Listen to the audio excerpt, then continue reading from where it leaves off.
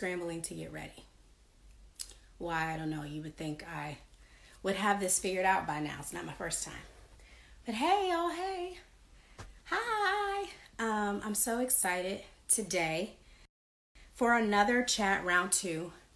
I realized yesterday after I got off with Portia and then I had like a Zoom meeting right after. It's a lot being on the screen.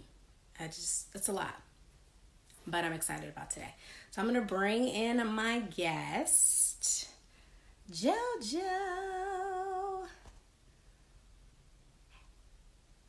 All right.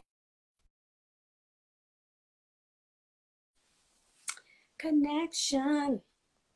I still need a jingle. Oh, okay. Okay, wait a minute. What's going on?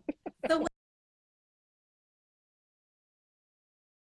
when the guests come on and they already look fly, I'm like, You're funny. I knew you would bring it, so I had to come and do my thing too. So look, let me tell you, I was late because I saw your thing. I had thought I was gonna work out. That didn't work.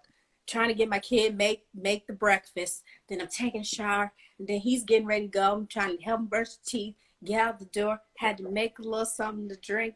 I even have food, which I may or may not eat. Don't judge me, people. No, you're good. You have your lunch. I get it. So, I know for sure. Yeah, this morning I got a 4 a.m. wake up call, so we're my daughter does not like to sleep, so I remember those days.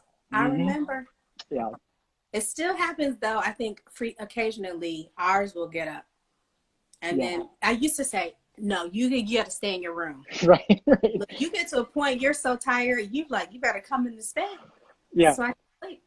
Yeah. And how is August doing? He's good.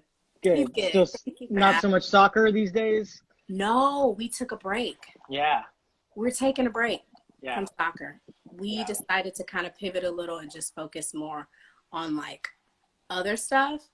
And that soccer life, that club soccer life is no joke. I know. I have a cousin who does the Starfire too, and her son is elite, so I get it. It's a lot of work. You take this time off and then you still want to do it well, then we'll do it. Because we were just doing just regular soccer, but I don't know, nothing's happening. I mean, I don't foresee being able to do that, and I think he's fine with it. He's fine. It's crazy times. Just full disclosure, I'm in my carport because my kids are crazy today, so I rigged up a little Judas Iscariot set piece.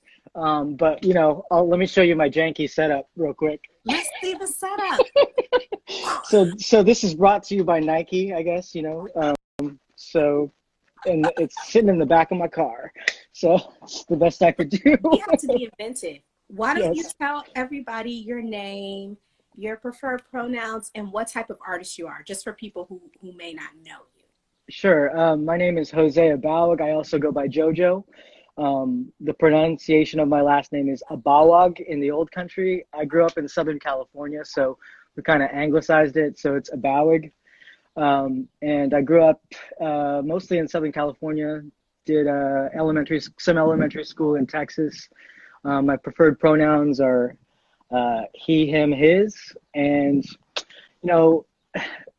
it's taken a long time for me to kind of claim this title of artist. So I started out as kind of an actor for hire, and through kind of all of the roles that I've been taking, and all the kind of struggles it is to kind of stay in this. I've been here since 94. I went to Cornish College of the Arts, and Cornish, yeah.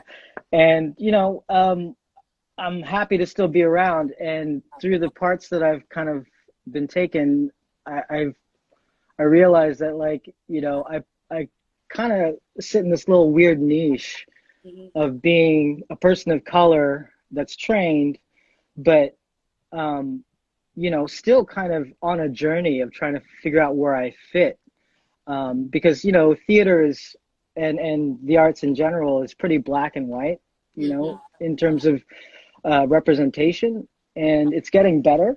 you know, obviously, with the new kids kind of coming up, you know, you see this kind of progression of multicultural casting. And, you know, I went to this theater conference in Minneapolis once, Asian American Theater Conference, and I was talking to the literary manager of East West Players at the time, and he was like, you know, there's just something about just being good, right? Like in terms of, you know, what you bring to the room and the kind of experiences that you have.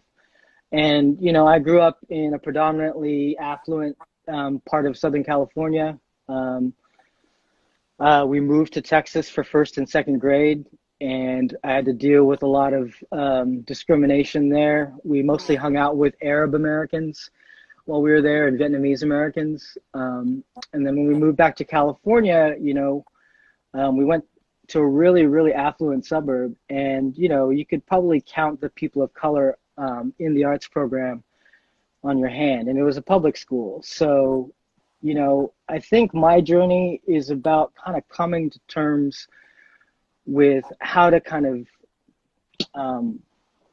deal with all of kind of white supremacy systems that I've been in and not realizing it.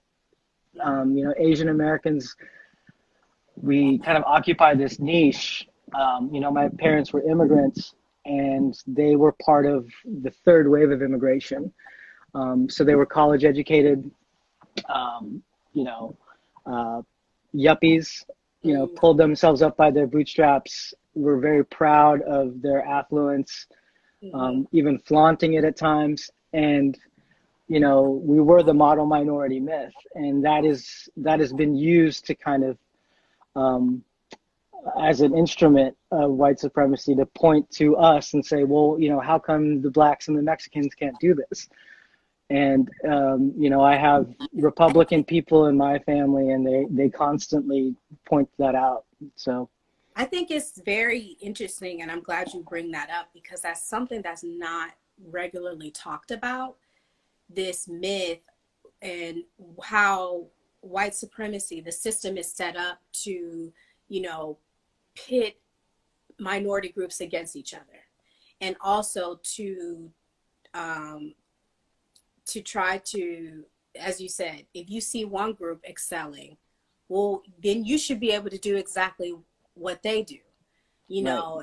And it's created this divide, I think, that has existed for so long between POC Absolutely. groups, BIPOC groups, that I'm hoping now, as I'm seeing through social media and like the news, those walls are kind of breaking down. You know, people are no longer being silent about saying Black Lives Matter. Like you see, it doesn't matter what ethnicity, like, and you've heard, you know, I mean, I've heard from other, like, perhaps Latinx folks, that there's always been like this clash between the Black community and Latinx. So, you know, there are all these things that have been built to separate us. And I'm just hopeful that we can let all that crap go. Yeah. Yeah. No, I'm part of this. I'm sorry, what was the last part? Because we didn't create that. We didn't create that. Yeah. And, you know, I'm part of this sound theater company affinity group, and we just met for the first time yesterday. And, you know, Kathy Shea, who's a prominent member of the Asian American theater community and the theater community at large, she was talking about how she's been on a lot of these Zoom calls and affinity groups, and, you know, the way that white supremacy kind of affects, you know, jobs and the economy and, you know, access to broader things in our nation. It's a microcosm in theater, right? So, you know, you might have a season that's 50% white, and then there's, you know, the other half of the season where these theaters are trying to be equitable. So they have a Black slot, right? And then the third slot is usually a revolving door slot, she said, where it could be everybody else, right? And, you know, I worry now with COVID, you know, if we happen to return to being able to have people in the room again, you know, what that's going to do with, you know, the parts that we're available to audition for, how theaters feel kind of wary of their bottom line and how they're going to plan their seasons. Are they interested more in revenue, or do they want to continue being equitable or trying to be equitable, right, by keeping those slots open? Mm-hmm. How has this time, extended time at home, been for you and your family? It's been a roller coaster, I got to say. I mean, you have a kid, you know this, and so, and it's interesting because, I was in second preview for a show called St. Joan that Corinne Magan adapted by George Bernard Shaw and at Arts West, and we were second preview. We had our second audience, and we had heard about this virus kind of here and there, and when we saw a notification that the NBA canceled their season, we knew like something was serious. But then, in the talk that night, Arts West was like, the governor's kind of brought down how many people can be in a room. And, we were pretty shocked. And a lot of the cast members were devastated. I'm sure you talked to Portia yesterday. She was the lead in our play. She played Joan. And, just kind of coming to terms with that, we kind of had an outing with the cast, kind of like our fake opening night, because we never got to open. Yeah. And I remember talking to Nick Donner, who is playing Koshan, and he was slated for other parts, and we were coming to terms with the reality of what was happening. Like, if our play is canceled, then, how long is it postponed? And what happens if you're not available? And then he brought up a very interesting point that even if we do postpone it, because I was saying to him, it might be 2021 that Arts West decides to do this again. He's like, we're just going to be really different people at that time. And that's when it all kind of sunk in. And I've been, homeschooling, you're in close quarters. Off my life. That homeschool took some years off my life. Yeah, and we both taught before, what I mean? And it's still kind of like this curriculum of trying to figure out what's important, getting them to their Zoom meetings, kind of that education of like doing that was it's been a roller coaster. And at one point my wife took it over because I was like, there are things that I can teach him that are not to the test, right? But she felt the importance of doing that, and I was like, okay, that's fine. We'll do that, and I'll take my daughter. We had to pull her out of preschool. Yeah. So I've been dealing with a lot of the loss of not being able to perform, and then transitioning into this kind of homemaker role, which I have complete empathy and respect for in a way that I didn't have before, right? To, without end, know that you're just going to be taking care of your kids and, not have your outlets, that you would, and by the fact that we're quarantined. So, and then George Floyd happened, and it just kind of upended everything again in terms of I was constantly on my phone, trying to figure out like what was going on and all the emotions that were going on with that. So it's been a journey for sure. It has. And I want people to know and understand, like, as you mentioned when George Floyd happened, and for people who don't know you, like, you've always been an advocate and spoken out against racism. So, for some people, they're learning new language, they're experiencing the current social and political environment in a new way. And I want to urge people to understand that, BIPOC folks, we have always lived with this sense of this awareness of what's happening in the world. And I love, your posts of recent, always, you always drop knowledge. I mean, I didn't find out about Memorial Day till you posted the real truth Oh, of right. Memorial Day last year. And I was like, Yeah. wait a minute, I didn't know Black people started Memorial Day. And Yeah. And I thank you for just sharing your knowledge and the things you learn and being open about, I don't know everything, like I'm on my journey, and I think we all are. right. Yeah, it's a tough thing because, like, like I said, I'm always kind of reacting to from where I came from, Mm-hmm. which is, a lot of affluence. I had to deal with a lot of, like, kind of, even amongst my friends, kind of racist side jokes about being Asian, you know, and, at that point, I just kind of like internalized it and said, you know what, I'm just going to be good. Like, to take what that person at East West Players said, I'm just going to, be funny, like, ally myself with people that really understand me, artists and things like that. But like to a certain point, everybody's on this journey, like you said, and it's taken me a while to come to this. I mean, I came here in '94, and I had all of kind of my suburban upbringing with me. Like, I remember I used to get hit on a lot by men, because I'm gay passing, if you want to talk about labels, and I would get hit on a lot, and it would frustrate me. And then it took me a while to kind of realize, through working with people in the theater, I mean, and not kind of keeping a distance, like they're gay and I'm straight, and that's kind of, we come together and we work, but really like having lifelong friendships, right?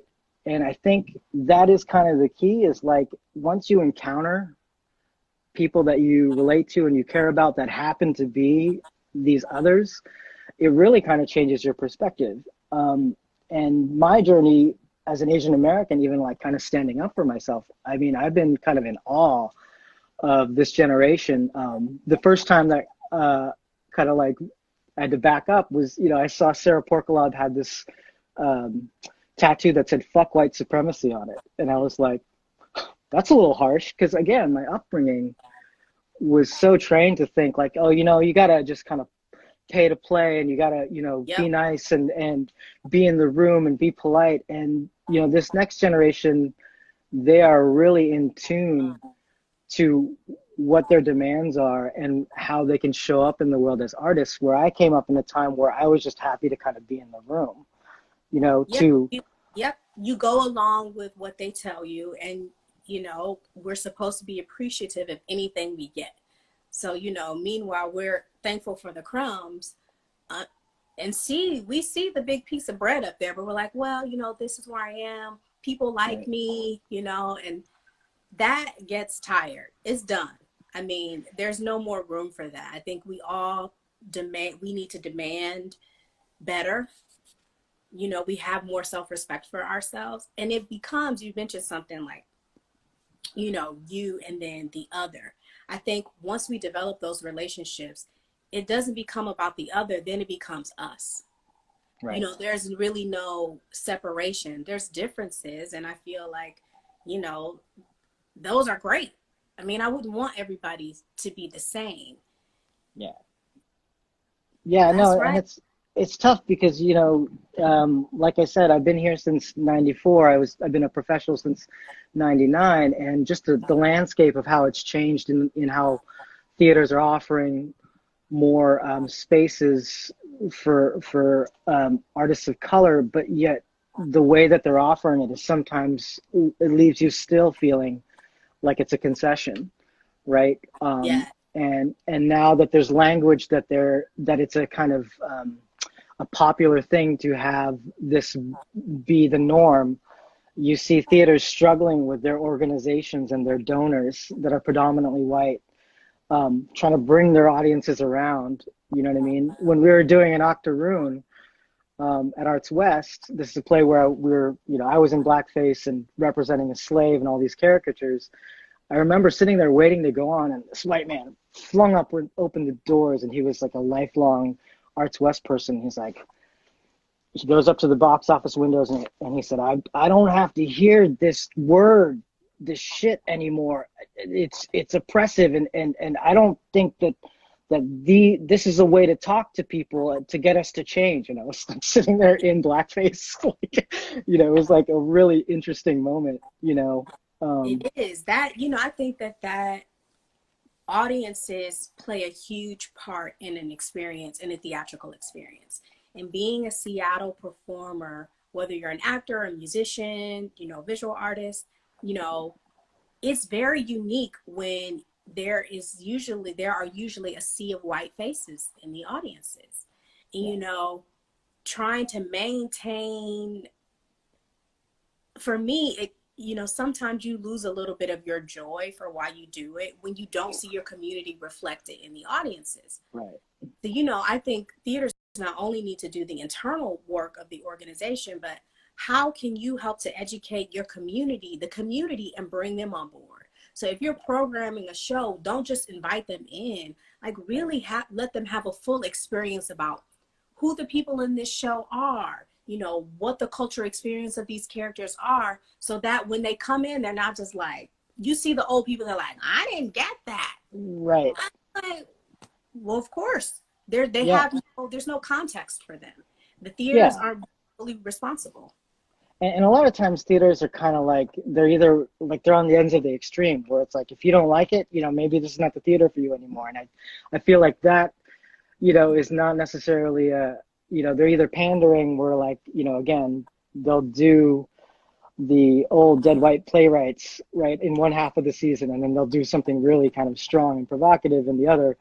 And it'll just almost be like a complete left-hand turn from what the season looks like, right? Like they're not even thinking about how to bring audiences along slowly and thoughtfully, right? Mm-hmm. Where it's not just like, hey, look at how shocking this is, you guys are racist, you know what I mean? It's just like really kind of talking to them and getting them to see, one-on-one with the audience, what their thoughts are on the piece, right? Like what their reactions are. And I think a big problem, and I think some of the viewers would agree, is the marketing. There's no true equity in the marketing and no vision. I truly believe I know that I have seen several missteps when it comes to marketing shows and how to responsibly market, and even just like not having a clue about what to do when you have a show that has BIPOC actors in it. Like I've seen posters that have been very problematic. Right. I've gotten mailers. I'm like, who okayed this? Right. No, I saw an Asian American actor in front of like a bowl of oranges once, like in an Asian bowl, right? And like I know this actress, and I was like, that is not. I mean, she didn't have any say in it, And I ended up doing marketing at this theater. Yeah, because you do marketing. Speak on right. that. Not to poo-poo the places that I worked for, but like it's again, the theater is a microcosm for how the nation is, in terms of the same things, the same inequities that happen in those workplaces happen in the theater. It's just what's kind of aggravating about it is that the theater talks a good game about,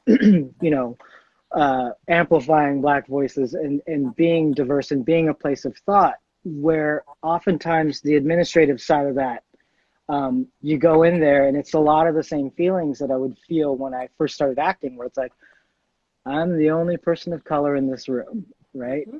And oftentimes, you have really good allies there that are your coworkers, but then the leadership, they make decisions that aren't taking the feedback of people of color and your white allies that are very versed in this diversity language and in promoting voices of color. And there were a couple of experiences that I had where I'm an actor first and foremost, right? And I did the Last Days of Judas Iscariot at Sound Theater Company, and with the advent of social media, I learned how to kind of create posts, and I used to do that for the show just to kind of say, hey, come to our show, right, as an added kind of marketing, like for the cast and myself. And, you know, Teresa Thuman, who is one of those artistic directors that really means it. Her Yes. money is where her mouth is. You know, she always tries to amplify Black voices and voices of color, voices that are not ableist. She is doing the Lord's work in terms of what we're talking about.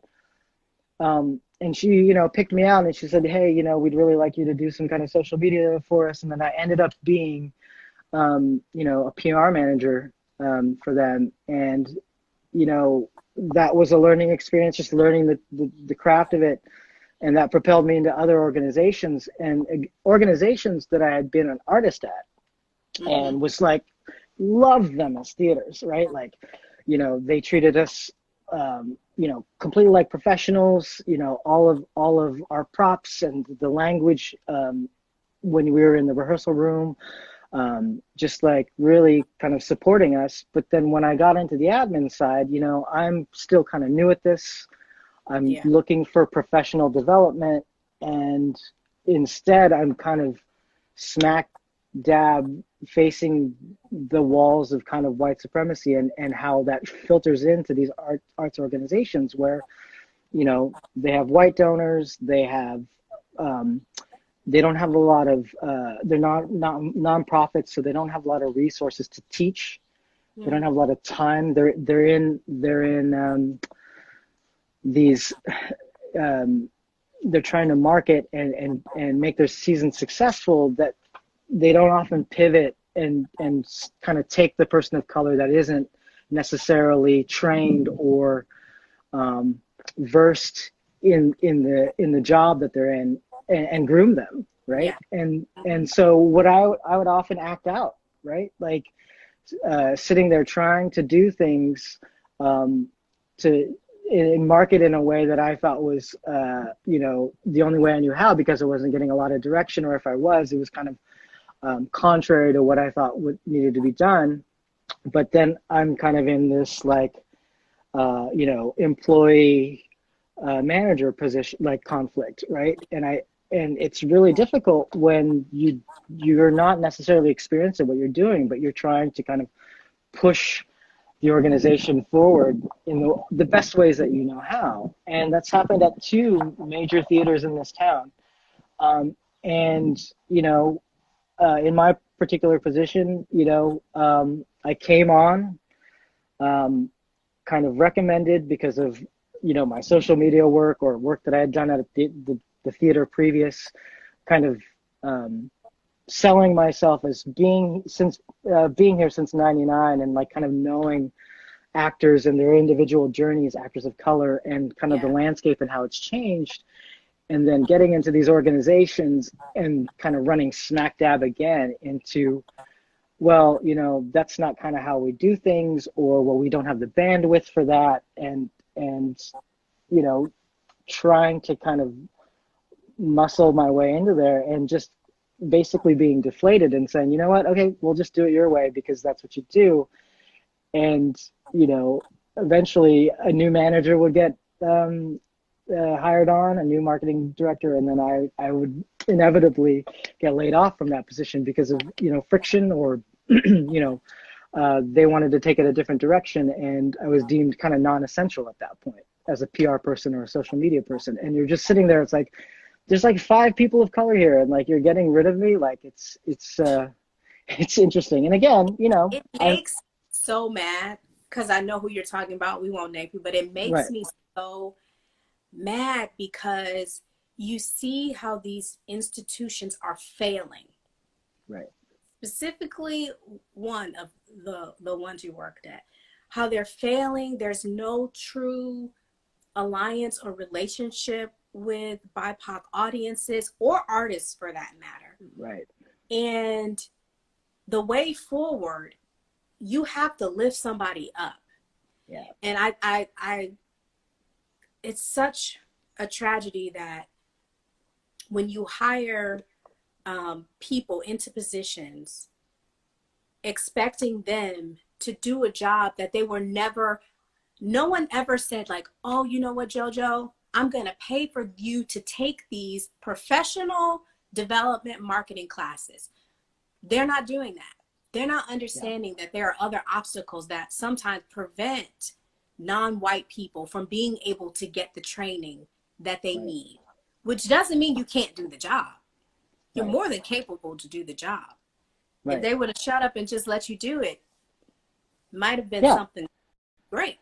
Yeah, and again, the initial managers that I was working with were fantastic. They did kind of push me into professional development, like classes and stuff. But then once the management changed over, a lot of times those people come from other outside organizations that have nothing to do with theater, or if they do, they have a certain way of doing it that is more professional. And for somebody like me, I kind of liken it to, somebody of color or an African American that does really well in their high school, right? Gets a scholarship, goes off to college, and realizes that like the level of academia and learning is polished there. That it's a polish that they might not necessarily have, but they have the intelligence. But they have to kind of deal culturally with that, like where they have a roommate that might be from another place. They have kind of ways of writing essays that they weren't exposed to in their own high school, and they were the best of the best in their high school, and they got into this college, and now they have to adjust and code switch. Essentially, they have to figure out a way to be present in the room in the way that everybody else is and not look stupid, and it's that is pretty much my experience in the admin side of it. Like, I knew I was raw, I knew I wasn't polished, but I was looking for a little hand holding to say, okay, like, this is your intention here, and this is how to kind of make it look a little bit more graphically, specific. These are how you write press releases in the way that that is kind of honoring what you're trying to say, but grammatically, this is what we're doing. A lot of that happened a lot more at Sound Theater Company, and I was just an intern there essentially, and here I am at these bigger organizations feeling a little bit like, well, here I'm at college, I guess I came here to learn, but not getting a lot of that kind of one-on-one. So message, this is our PSA to these bigger organizations: do better, be better. Groom us. We're ready. We've been ready. We're ready. We have something to say. And that's one of the things I love about this platform that I've created, because what I don't know, I find out. I don't have to answer to anybody about what type of content I want to put in. This freedom that I have found in, one, using my voice, but also amplifying the voices of others, just brings me so much joy. And I think we all have to tap into our own creative entrepreneur. I would absolutely hope that everyone has an opportunity to do that, because for me, it has been a revelation, for sure. Yeah, absolutely. I mean, I talk about kind of putting on another face for one group and kind of not being able to feel comfortable bringing your whole self to work, and these organizations, they have equity trainings for their staff, right? So they do this stuff. But, I'm kind of interested in what you have to say. I know I'm on here to kind of talk about, what I feel the arts are kind of going through. But, with everything going on right now, I'm kind of interested to see what the Black perspective is in people trying to be allies. Because, in the theater, we like to kind of advocate for our friends, but then sometimes it feels performative. Right. And I feel that sometimes you gave me props for my posts, but sometimes I'm like, am I really like of color enough to say this? Right. Like, where is my role? And again, like I said, I'm on a journey, and I'm always kind of on that side. I mean, traditionally, Filipinos have been closer to kind of farm workers and culturally closer to African Americans and Latinos than they are with Caucasians or Asian professionals, right? And so I'm just trying to figure out, like, what are your thoughts on when you see somebody post something and it's a little kind of like not supposed to be coming from their mouth, how you feel? Thanks for the question. I think that allyship, and Portia, we were talking about this a little bit yesterday. You know, you can't really be an ally if you don't show up. Mm-hmm. One of the issues I think people run into nowadays with the popularity of social media is that it's very easy to just find something, click it, and then post it. And Mm-hmm. I'm less interested about seeing what people post and more interested to see what people are doing. It's Right. almost like you don't have to post a lot, but if that's your thing and you really take the time to research what you post, like look into it more than just what you saw on Instagram, Mm-hmm. then that's part of your learning. That's part of your journey. But, you know, what steps are you taking behind the scenes? And it's different for everybody. But I feel Right. like you have to be doing something. You know, I'm not interested in temporary allyship. I'm not interested in allyship of convenience, because now it's really convenient to show that you're, you know, you're Black Lives Matter. Like I'm down for the cause because everybody's shouting that. You Mm-hmm. know, I want to know, where was your voice before this started? And not everybody's voice, they didn't have their voice. That's totally fine. But when everything gets back to normal, not normal, when we go back to in-person gatherings and people are able to go to work in a Right. year or so, will your attention have turned to the next thing? Because, and Yeah. that's the truth. In For me, you know, I'm not looking for someone who can put a post on Instagram, but when we're in the rehearsal room and they see something happening to me or someone else, another Black person in the room, and they're afraid to speak up, that's where you failed me. You know, we Yeah. have to learn to all be uncomfortable speaking up, taking the initiative to say something, and even being okay with walking away. I mean, I Right. think we all have to take a stance and say, you know, why are you doing this show? Why is it cast like this? Who else is in the cast? Who's behind it? Why was this decision made? You know, who's the director? You know, Right. really feeling comfortable standing up and standing out for what we truly need, because the change will not happen unless we are actually ready to be uncomfortable. Look, we can all be out of work and make our own little theater. We'll go out in the streets. Right. Right. I'll put some collection plates down. Right. Yeah. We Yeah. choose to work for these agencies because we know that we are not treated fairly.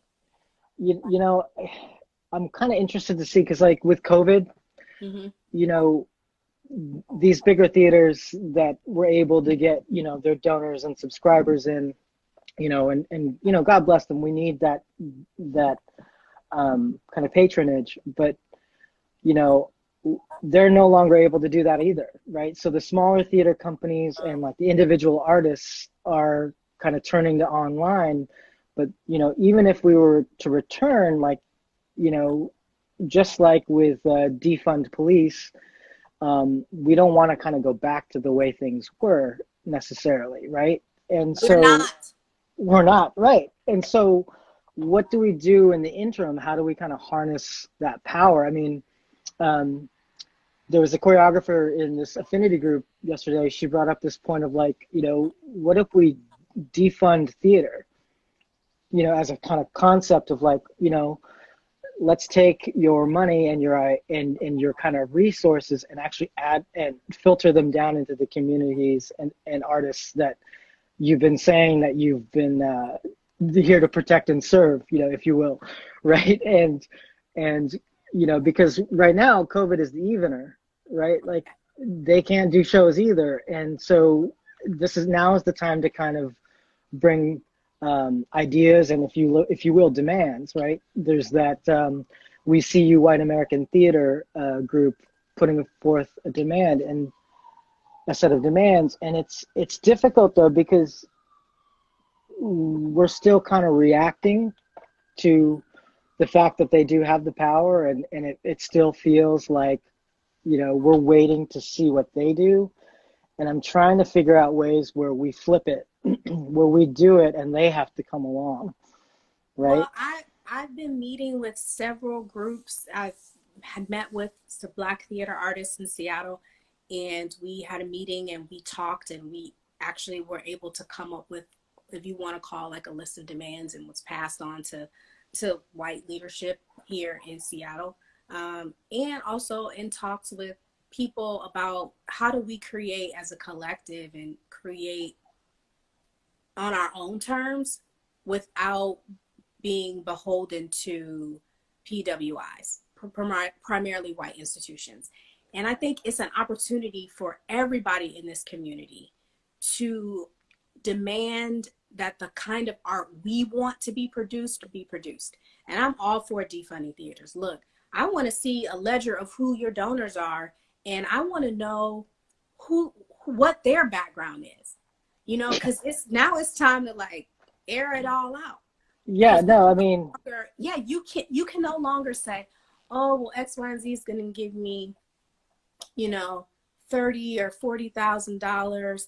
Oh, but then they also are like big Koch brothers supporters. Right. And I'm like, you know, I think it's going to require us to be more selective, which is hard to say. Because look, people, when you're a theater artist and this is your main thing, you're literally working from job to job. Yeah. It's not easy to say no, but right. When you do say no, there's power in that. Right. Right. Yeah. And then explain why. Right. Yes. Like, you know what I mean? Where it's like, you know, like you said, we go from job to job. And again, my progression is coming out of a theater program in the late 90s, early aughts, and being grateful that this larger organization has even brought me in the room to audition. Right. And then I look around and like, there's nobody that looks like me, or if I look around, it's like me and Ray Tagavilla, you know what I mean? Like, and it's like, you know, we've gone from that to actually the theater's making an attempt, but it feels still a little empty because they're still making a decision to do that. And they still have white donors that, you know, and I've been in these galas and how they treat these people with kid gloves, you know what I mean? And they don't want any interaction that is controversial, right? And they're always trying to shape the conversation to where it's, you know, it's okay that they're funding this type of theater, this kind of controversial or multicultural based theater, and they have to kind of bring them along. And I think the donorship is the issue, right? Like just getting somebody of color on the board that is, you know, of the same caliber in quotes, right? Like that is a professional that's African American, Asian American, to kind of show representation on the board is difficult, right? You know? And I think that, you know, I've also had these donor conversations. I think a lot of that is BS, because I know people who would join boards, who would be donors if, one, they were approached the right way, and also if they saw an organization doing the type of work that they want to support. Right. You can't come to somebody and ask them to, you know, join your board, and then you look at the season or they look at your staff and nobody there is reflective of them. Right. Like, right. I don't want to give you my money. And also you have to re-examine what an actual donor looks like. Because I think you know, if you say you have like, you know, give big and people can give money, and, you know, we all I try to give money to theaters when I can. It's not always a large amount, but you feel like if you give your $50, it's just like a drop in the bucket. But then someone who gave like 500, 1,000, you know, they get all these accolades. I think we need to even the playing field and be accepting and give the people who were only able, look, if you only had $5 to give, you gave $5, then you know that person, it took a lot more for them to give $5 than it did for a person to give $10,000. Right. And it's that kind of like, you know, Obama '08 model, right? Where individual donors kind of make up a large portion of the donor base of the campaign funds. And I think if we can kind of flip that, where we're, you know, you're less beholden to kind of that old way of thinking. I think you're right. Like it just takes if you build it, they will come and we will donate. Just like casting, just like putting, developing plays by multicultural artists, giving them, a space in your season, and it's getting better. We're hopeful, but like I feel like it still feels tentative. Yes. Right. Like, is this PR? Is this just, a kind of cultural trend that they have to kind of ride and then figure it out? And, if that's the case, we still have to build these relationships with these theaters, meaning we have to kind of show up with our full selves and be in that room. And like I said, in the admin sides of these, I kind of failed at that because I was sitting there coming to terms with how the organization was, right? And I didn't always bring my full self. I didn't always full throat object, and I regret that because we're now in COVID land, and a lot of these theaters are they're either facing budget shortfalls or they're racking their brains on how to create the next season. And I'm just hoping that they do the right thing and they don't fall back on being safe, right? And going, well, we have to kind of appease our donors and keep them in check, or else we're not going to have a theater anymore. And and that's why. Comment. Margaret said, "No, you didn't fail. They failed you." Yes, I agree. You didn't fail because you shouldn't knock yourself for reacting to the situation that was not prepared to receive you openly and genuinely. They needed to do the work, not you. We have to stop thinking that we have to acquiesce and we have to change to fit the situation. They need to change in order to bring us in. They need to change, not us. I mean, of course, we want to learn and we want to grow, but the growth shouldn't only be from your side or from anyone who comes into a situation. Thank you for saying that, and thank you, Margaret. Margaret to me is like amazing. She supported me the whole time I was at Sound Theater Company, and was one of those really good teachers. So I appreciate the work that you did for me there in my training. But yeah, and again, as artists in these larger organizations, I felt completely the opposite. You know what I mean? That was what's the kind of slap in the face that was kind of happening. It's like, I look around, I'm not the only person of color in the cast. Like, we're all doing good work. We're really respected. We get asked back for auditions. We might not get it, but like we're asked back again. And artistically, we're full-throated supported. And it was really jarring to kind of see that on the other side. So, yeah. There's work to do. And that's okay, everybody. I want when people watch these not to say, oh, well, they're talking about. We're talking about this because, one, we should be, and conversations are needed, and it's okay to have discourse. It's okay for us to challenge these organizations because we demand and are worthy of more. Absolutely. What was let's pivot a little. Let's pivot. What has been your favorite production experience that you've been a part of? It's strange because there's been so many, and I don't mean that like, every theater experience is the same. My journey as a person of color and trying to find allyship is very much close to my journey as an artist. I don't feel very confident when I come into any room, right? Like, you saw my struggles with Octoroon, having to say the N-word to y'all, right? In blackface, and like struggling with like, my feelings about that. And, I empathize. I'm a good mimicker.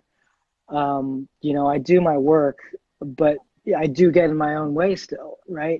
And so the kind of experiences that kind of resonate with me as my favorite experiences are the theaters that allowed me to do that without kind of feeling hemmed in. So I'd say The Last Days of Judas Iscariot was a process like that. where I really got to fumble and advocate for myself. And I was around people of color of varying um, talents, and I was feeding off of them, and I was kind of an isolated role. So um, trying to navigate that, and Teresa Thuman was directing, and she's like, let me do my thing. That was a really rewarding experience. The last play that I worked on, Saint Joan, I've never met. I wanted to see it so bad. Yeah, it's coming. We put it on film. So did you know about this? Did Yes. Portia talk Can about you it? Yeah, tell the so people? Portia couldn't remember when it was going to be available. yeah. Well, yeah, they're still editing it, but Okay. I mean, that cast was so loving, and again, we went through something together, but like, there was struggles there too, right? Trying to, I don't get often to play actors of high status, you know what I mean? Real kind of positions of power because of my stature. I often play kids and teenagers and animals, at children's theaters and stuff like that. And to kind of be forced into this position where I knew how to do my work, it was actually a gift being postponed for a little bit because with all the events and seeing leadership and power kind of own their privilege, all these people that don't want to wear masks, all these Senate leaders and all these videos of Karens of feeling very entitled and trying to maintain the status quo kind of gave me an edge that it became a labor of love to kind of craft that.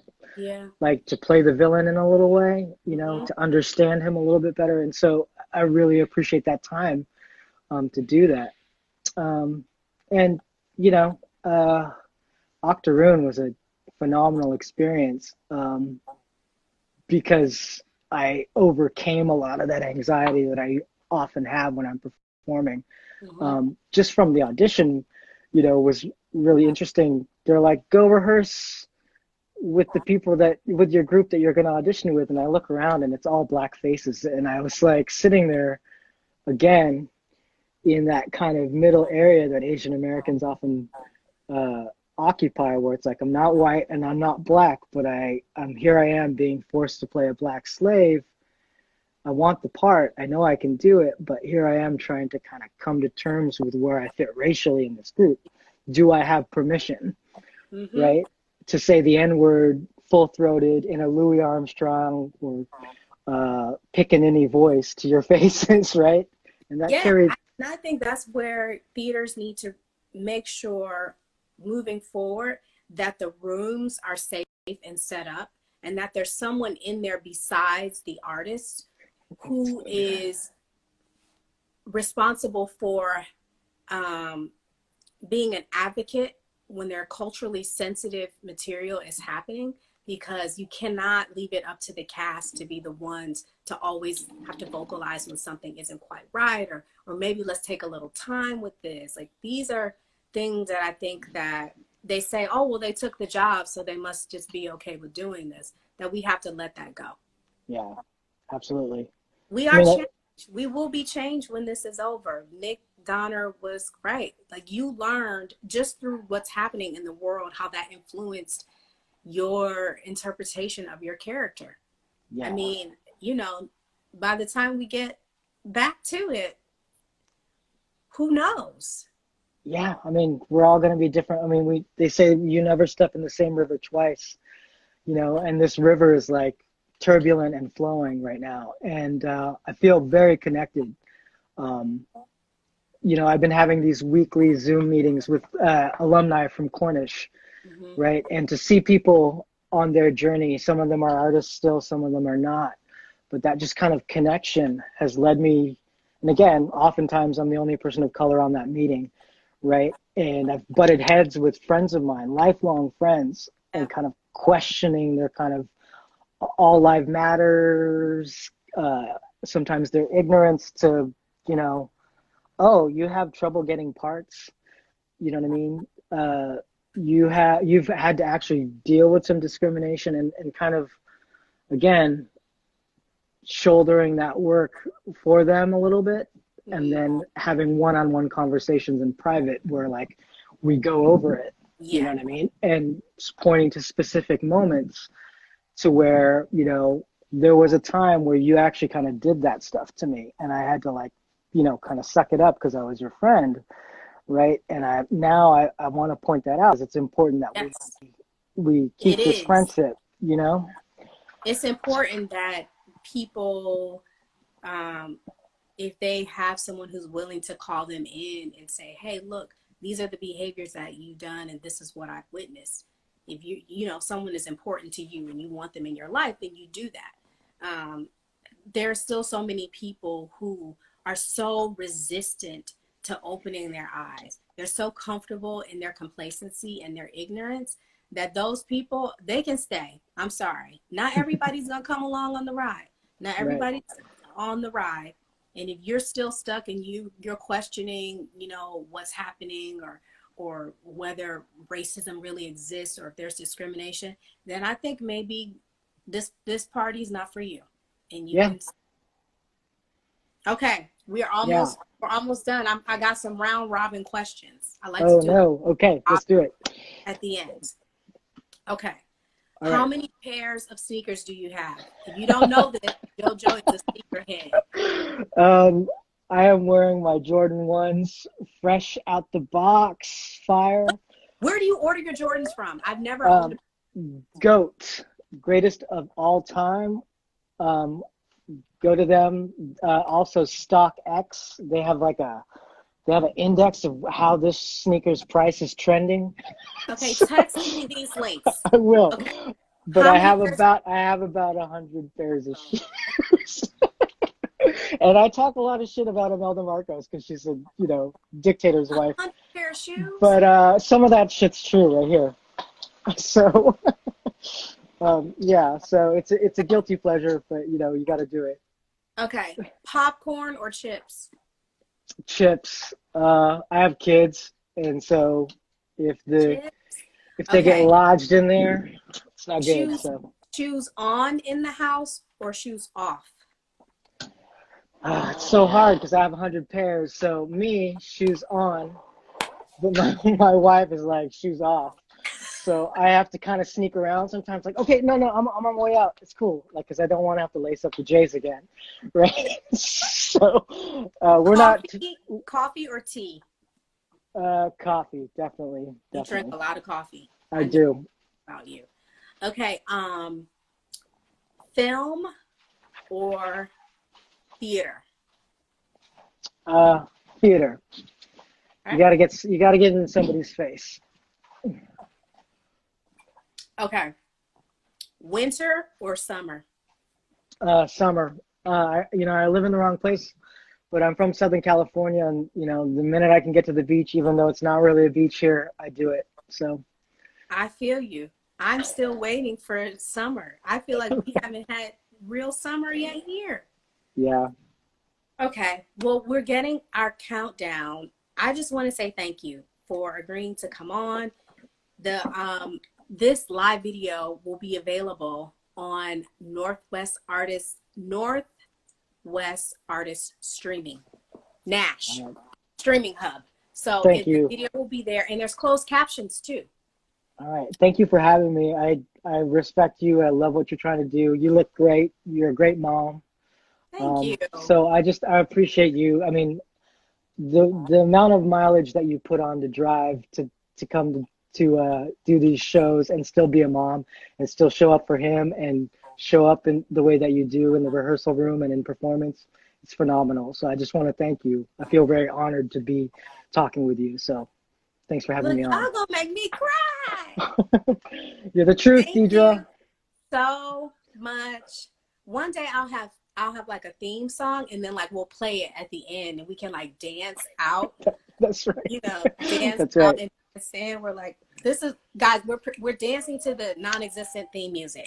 There you go. And I will send you those shoe links because Yes, you have to get a pair of these. They're I so know. I comfy. want some Jordans. My brother had them, and I wasn't Uh-huh. really sneakers when I was young. But now I Mm. want like the original, like the black and red.